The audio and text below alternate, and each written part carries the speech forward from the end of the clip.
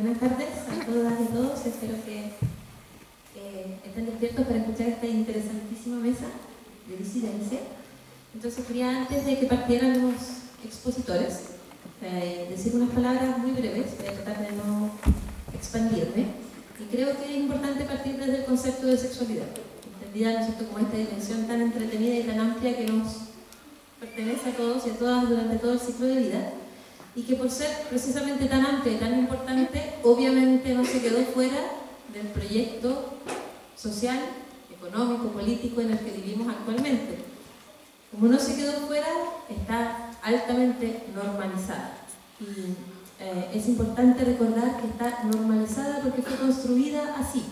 Eso quiere decir que las normas, lo que hoy consideramos normal, sano, correcto, ¿no es cierto?, no son, a pesar de que estén tan normalizados o tan naturalizados, no son condiciones naturales de nuestra expresión sexual, de nuestra identidad, de nuestros cuerpos. Entonces, cuando reconocemos de nuevo, cuando nos acordamos de que la forma en que nos enseñan que la sexualidad es normal hoy no es natural, sino que es construida, podemos empezar a entender qué es lo que significa disidencia. Cuando las minorías piden que la mayoría los integre, lo que está haciendo esa minoría de alguna forma es también reconocer a esa mayoría como válida. Entonces, cuando en cambio hablamos de disidencia, nos estamos parando desde otra parada, desde otro lugar, que tiene más que ver con criticar aquellas normas, con cuestionarlas y con invitar a la acción. Una acción que tiene que ver con recordar el derecho que tenemos de reapropiarnos, de reconstruir nuestra identidad, nuestra expresión, nuestro placer y nuestro erotismo. Así que yo creo que no es necesario que diga más cosas para introducir, más que presentar a los expositores. Tenemos a Franco como representante de Queer PUCB, Pontificia Universidad Católica de Valparaíso, ¿no es cierto?, y a Felipe Rivas Santamaría, que viene representando a la CUTS, que es el colectivo universitario de disidencia sexual. Así que le dejo la palabra a Felipe para que nos introduzca a todo este mundo de la disidencia sexual.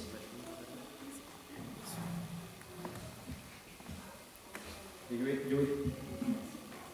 voy a hablar parado porque tengo que al mismo tiempo manejar el computador y voy a leer algunos fragmentos de textos y también voy a mostrar material audiovisual, entonces va a ser una cosa muy multisoporte. El colectivo universitario de ciencia sexual en el que yo participo es un colectivo que surge en Santiago el año 2002, en mayo. Eso significa que el próximo mes vamos a cumplir 12 años.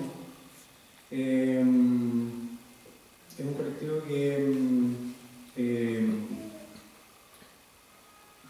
surge en el contexto de la universidad y hemos desarrollado hemos ensayado, experimentado en el proceso de construcción de este colectivo una forma de activismo de alguna manera se ha alejado de las prácticas tradicionales del activismo homosexual mayoritario,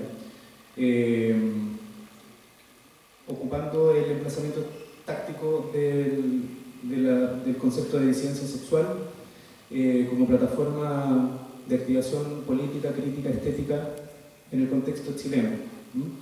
Hay varios puntos entonces relacionados con eso que tienen que ver con disidencia sexual como una práctica crítica, una práctica también localizada, una práctica localizada en el sentido de que si bien algunas de las temáticas que trabajamos nosotros tienen ciertas líneas de continuidad con lo queer, por ejemplo, también hemos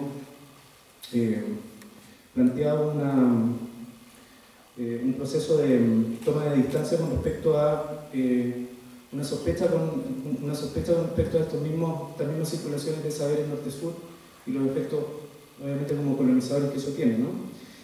Voy a empezar entonces a leer y a mostrar los materiales. Voy a partir con una cita de Nelly Richard, que ella nos escribió muy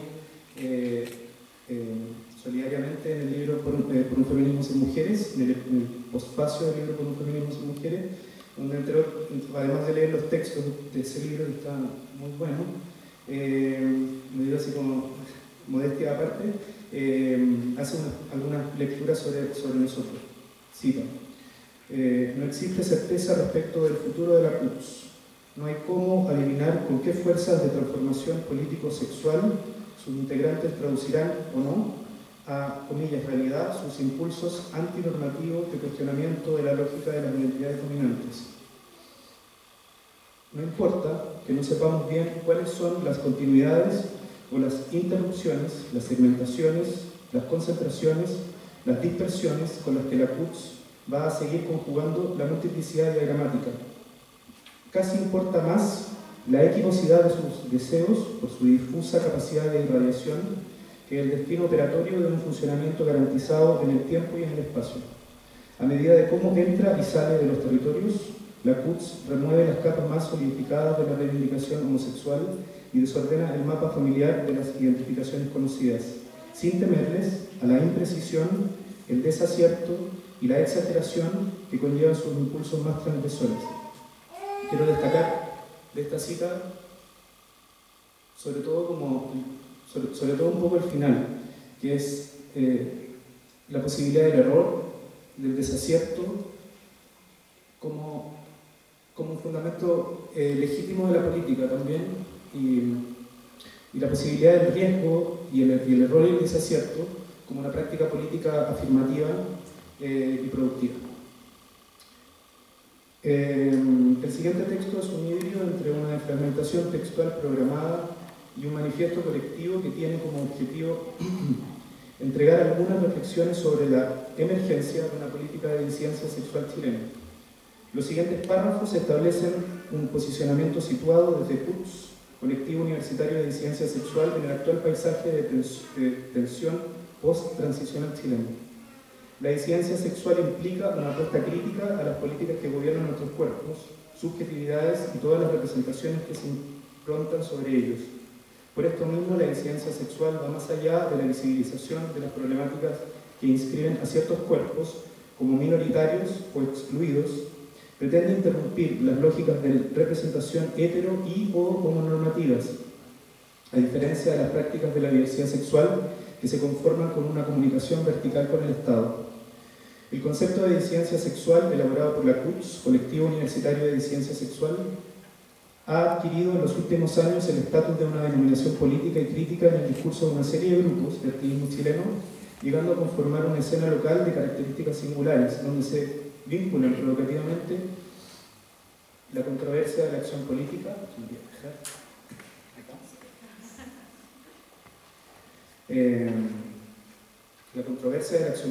la densidad de la reflexión teórico-crítica y el experimentalismo visual de la práctica estética. La disidencia sexual surge en el Chile de la post-transición, como respuesta a la institucionalización del movimiento gay y la cooptación de los movimientos sociales por parte de los gobiernos de la Concertación, conglomerado que gobernó el país durante 20 años luego de la recuperación democrática, 1990-2010, y que administró una compleja alianza entre partidos conservadores como la democracia cristiana y progresistas de corte socialdemócrata. Dicha alianza posibilitó derrotar electoralmente a la derecha heredera de la dictadura, pero al costo de imposibilitar el desarrollo de avances en políticas sexuales, uno de los puntos donde la socialdemocracia nunca logró acuerdo con sus pares demócratas cristianos. Ese marco implicó en Chile una total clausura del despliegue de la demanda homosexual hacia el Estado, estoy hablando de los años 90, puesto que ese Estado transicional, basado en la lógica de los pactos y los consensos políticos, no habría logrado siquiera concebir esa demanda, la demanda homosexual. A cambio, el Estado chileno concertacionista elaboró una serie de paliativos, principalmente de financiamientos a las organizaciones para el trabajo de la prevención de VIH-Sida, provocando la hegemonización del tema SIDA en la política homosexual chilena de la transición.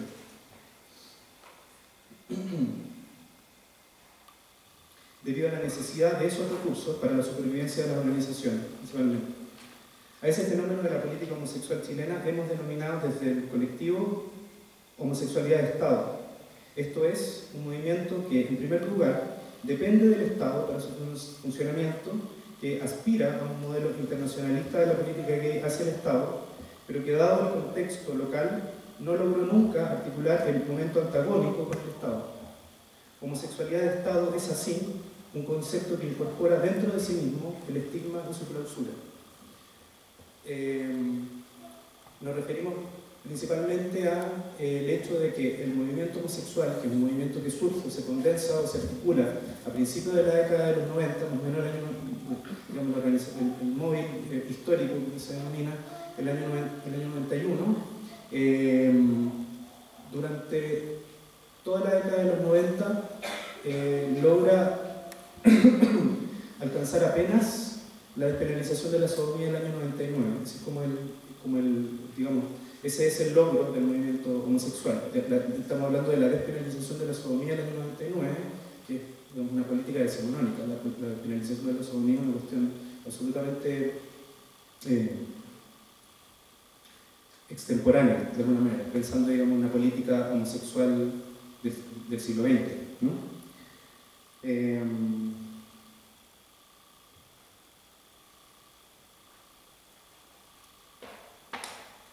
La matriz clausurada de la política sexual en Chile será el marco que permitirá a determinados grupos más nuevos y críticos experimentar un proceso de singularización, como diría Félix Guattari, en las prácticas de algunos colectivos, buscando alternativas novedosas ante la ritualización de la clausura de la homosexualidad de Estado, el cuestionamiento de las bases fundantes de ese activismo sexual anterior, una crítica de la complicidad de la demanda sexual con los sistemas de dominación heteronormativos, la explotación de nuestras prácticas políticas, la exploración de nuevas prácticas políticas que ampliarán el horizonte mismo de lo político y la toma de distancia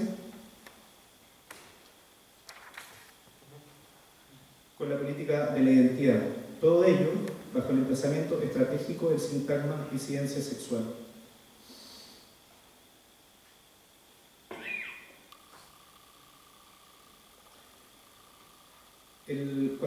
Cuando el colectivo CUT surge, bueno, nosotros somos una organización que nos hemos caracterizado en nuestra experiencia por las intervenciones, la práctica de performance, hemos desarrollado también experimentaciones sobre los límites de la realidad y la ficción, echando a correr noticias falsas, por ejemplo, fakes, últimamente también aprovechando las redes virtuales como soporte de intervenciones, pero dentro de lo que podría ser una suerte de análisis genealógico en las primeras prácticas artístico-políticas del colectivo, es importante señalar la relación que existe entre esas primeras prácticas con un fenómeno que se articula a fines de los 90 en Chile, que es también una suerte de desvío de lo que era la política tradicional de la izquierda con respecto a las violaciones de los derechos humanos, que fue el movimiento FUNA. No sé si han escuchado hablar del movimiento FUNA. El movimiento FUNA es un movimiento que incita también a prácticas que se habían estado desarrollando en Argentina, ¿no? De hijos de familiares de detenidos desaparecidos, ante la falta de justicia y ante, digamos, la falta de justicia institucionalizada, ¿no? En el caso argentino y en Chile también, de manera mucho más patente, en los años 90, habían optado por, entre comillas, llevar la justicia, tomar la justicia por sus propias manos a través de acciones no violentas, pero sí molestas para los violadores de los derechos humanos, los torturadores, los asesinos, etc. Y ese modelo, la FUNA, como se denomina aquí en Chile, que es de fines de los 90, es un modelo de práctica política alterna de la manera en la que había venido trabajando la izquierda, que nosotros vamos a tomar para trabajar también las violaciones a personas de la diversidad sexual en ese momento, ¿no? Que en definitiva son acciones muy viciosas, muy escandalosas de alguna manera. Y esta imagen es, de alguna manera, como creo que es paradigmática de alguna manera del giro que va a tener la organización. Es muy inicial además porque esta foto es del año 2004, de la Marcha del Orgullo del año 2004, cuando el discurso del activismo homosexual mayoritario nos decía que había que considerar a la homosexualidad como una sexualidad tan natural como la heterosexualidad. Nosotros respondíamos con este lienzo, que fue muy problemático también y poco comprendido en ese momento, en definitiva delegitimando la naturalización de la sexualidad, de plano, ¿no? En realidad no hay ninguna sexualidad que sea natural, sino que todas son construcciones políticas también, dentro de las que se nos obliga a ubicar. Esto lo voy a pasar porque son como... Bueno, dentro de la práctica también del colectivo, en esas primeras marchas, cuando empezamos a ensayar estas prácticas de intervención en el espacio público, se nos ocurrió que sería interesante replantear también el tema de la linealidad de la marcha, y empezamos a pensar la misma marcha como un espacio de intervención, por ejemplo, con el tema de los lienzos, la desarticulación del lienzo, la fragmentación del lienzo, lienzos que no decían nada o que decían frases ininteligibles, en fin, etc. Una serie de acciones.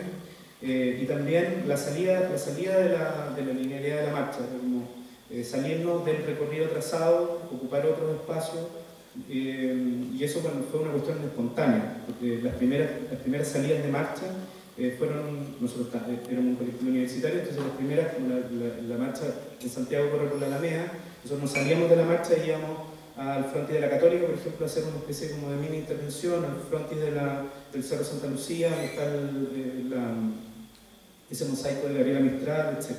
Entonces una serie de momentos dentro de la marcha donde había como una especie de salidas de marcha que también era de algún modo una crítica a el planteamiento lineal de la marcha, que reproduce también la idea de la política como una lógica lineal que avanza desde un sitio hacia, digamos, desde un lugar, desde un origen hacia un final, ¿no? Materializado metafóricamente en un recorrido, ¿no? en respetar un recorrido, respetar el recorrido que el poder nos dice que es el que tenemos que seguir para protestar. Y eso lo vinculo también con algo que ocurrió el año pasado, que fue otro desborde en el contexto de la primera marcha por el aborto. No sé si ustedes supieron de la toma de la catedral, ese desborde de la marcha feminista, ¿no? A la altura quienes conocen Santiago, la marcha no estaba autorizada, partió de Plaza Italia por la Alameda, y al llegar al Paseo Ahumada, la policía cerró el paso para impedir que los manifestantes llegáramos hasta el Palacio de la Moneda, que era el objetivo original. Entonces obligaron que la marcha estableciera un desvío por el Paseo Ahumada hacia la Plaza de Armas, nunca entendiendo que era una marcha feminista por el aborto y que nos estaban llevando hacia la catedral, ¿no? Entonces, en un acto absolutamente improvisado, no planificado, al llegar a la catedral, todos nos encontramos así como, ¿qué hacemos ahora? Y bueno, ocurrió la toma de la catedral, ¿no? Ya siguió también varias otras cosas. Este es uno de los afiches que hicimos después a propósito de todo el tema de la discusión sobre el patrimonio.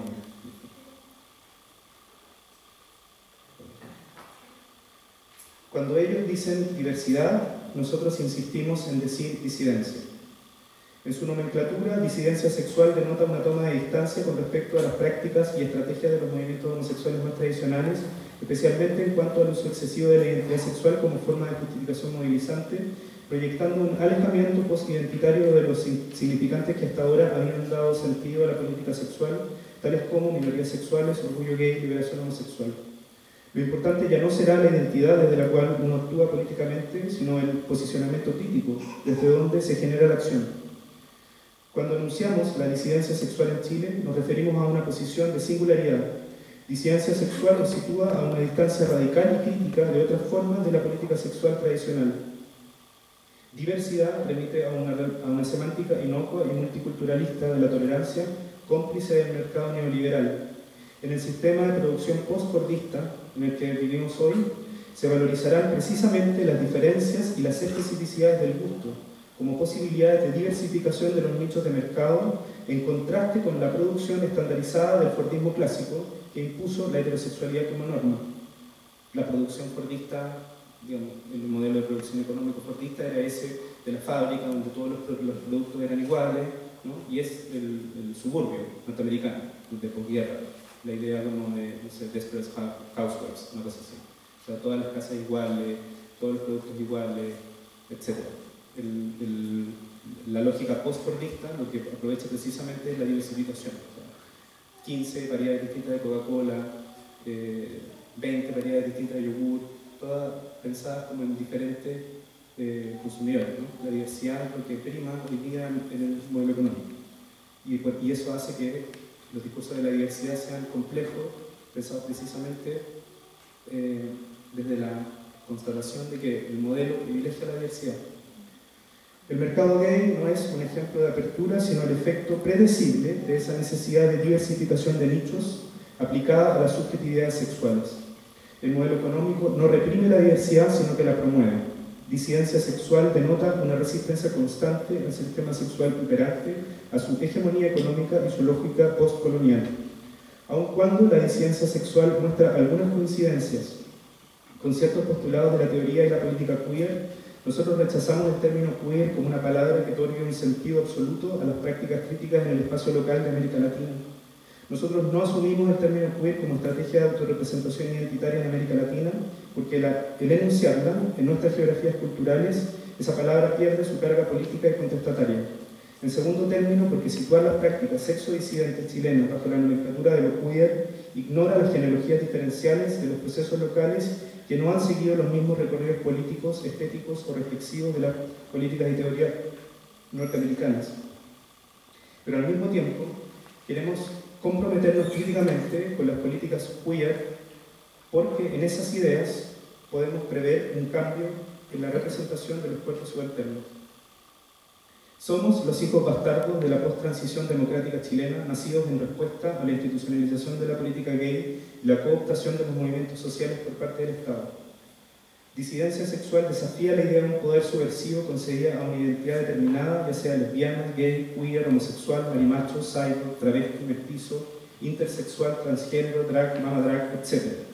La subversión del sistema sexogénero o heteronormativo no está vinculada de antemano a un modelo de identidad o a una figura subversiva particular, sino a la relación crítica y radical entre una práctica y su contexto. Lo que hoy es transgresor, mañana podría llegar a ser fascista. No creemos en la vanguardia queer, tampoco en un mesías queer. ¿Cuál será nuestro futuro? No tenemos la respuesta. Tal vez ni siquiera queramos saberlo.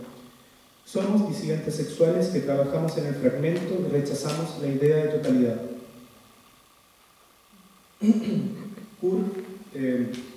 Kurtz trabaja en un doble sur. La idea del sur es nuestra posibilidad de rechazar y poner en tensión las ideas normativas acerca del sexo, el género y el deseo.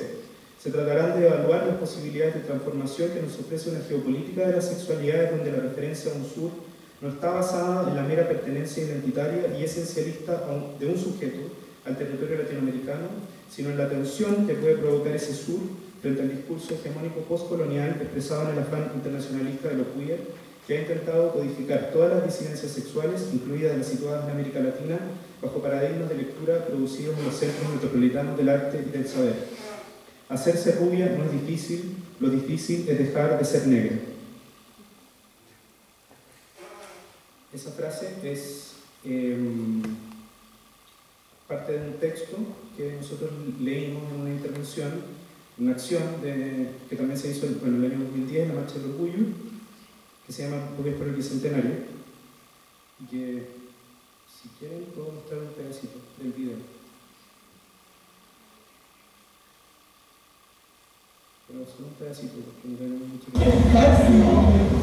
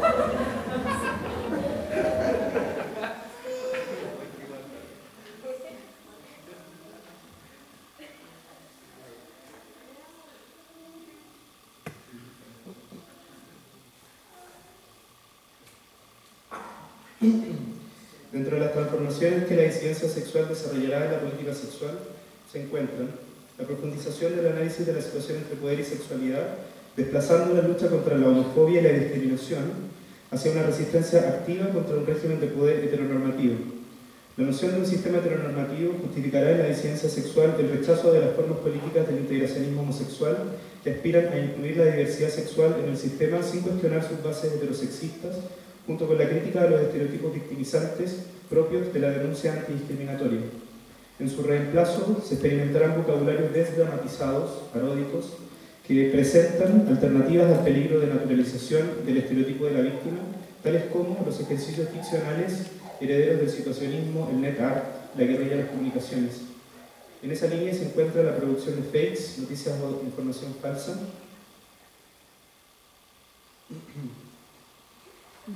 que se hace pasar por verdadera. Esto bueno, que fue una noticia que creamos en la página de la CUTS, después fue replicado en muchas otras páginas, borrando el origen del antecedente, ya después como que se perdía y empezó a adquirir como un estatus de realidad que incluso se citaba en el The Clinic o en otros lugares, cuando salían cada cierto tiempo, por ejemplo, la película de Jaime Guzmán, etc.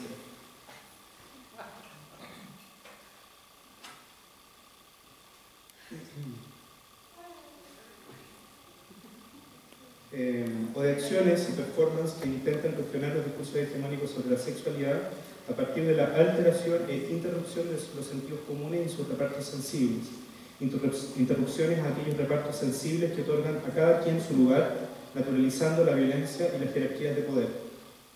Esta acción, que se llamó Peregrinación por Karl Romanov, 2 de 60, fue una apropiación de la figura de Karl Romanov, como la deben conocer, es una película que se hizo hace poco, y bueno, tuvo también mucha repercusión. También tengo un video, si les puedo mostrar, así cortito. ¿No mucho?